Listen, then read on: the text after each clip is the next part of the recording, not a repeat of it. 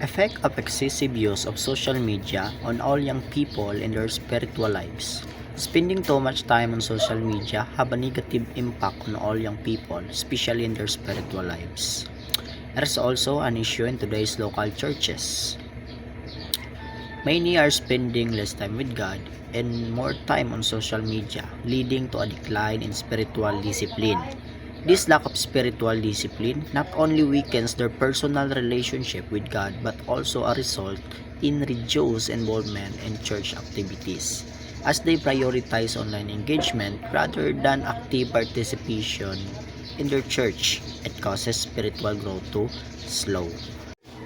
Firstly, spending too much time on social media can decrease their spiritual discipline in Christ. Excessive use of social media can lead to a decline in prayer and communication with God, as time is spent online rather than seeking Him.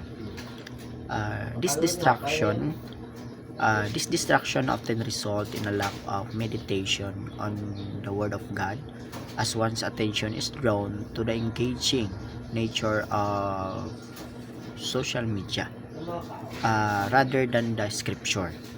So many people in the church experience this struggle as social media becomes more appealing rather than spending time with God. It will destroy their spiritual lifestyle if there is no discipline in using of it. Secondly, spending too much time on social media can affect their spiritual relationship to God. It might lead to ignoring the conviction of the Holy Spirit. This causes focus to become disconnected from the Lord, and their relationship with God will eventually decline as result of their excessive usage of it. It can also cause being idle for doing things for the glory of God, because you will be lose the desire to read the Bible, no? Pray or whatever you used to do with God, that now you can't do enough because of the effect of excessive use of social media. If their relationship with God becomes cold and they becomes lazy in God's word, it will also cause them to be lazy in going to the church service every Sunday, and possibly lose the desire to attend church activities. So the lack of discipline in the use of social media has a great impact on all on the spiritual lives of every young people. Finally, spending excessive time on social media without controlling it can lead us to distance ourselves from God. So this may cause some to backslide as they struggle to balance their school activities, and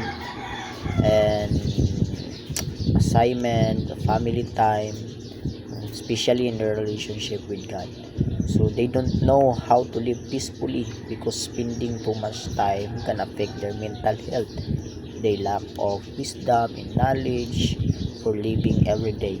No? Because of this, the excessive use of social media may also um, involves them in fashion as well as mundane activity.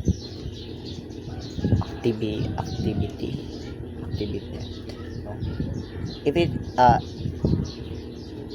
if it is not under control, they may completely lose their strength for their faith.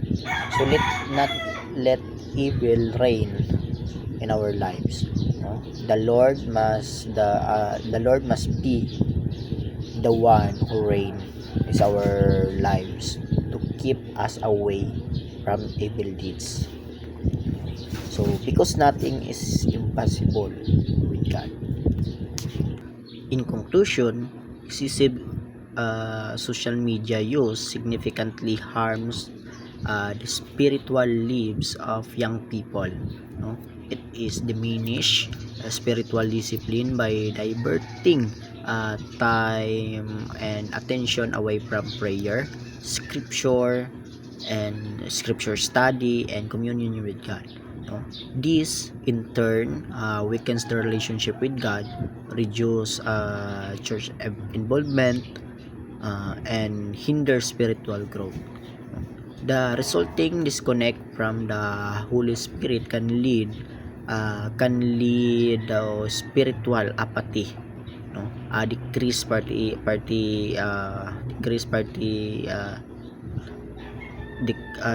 participation in religious activities, and even backsliding. uh, ultimately unchecked social media consumption poses a serious threat to the faith and well-being of young people, no? Highlight the urgent need for mindful and balance to usage for it.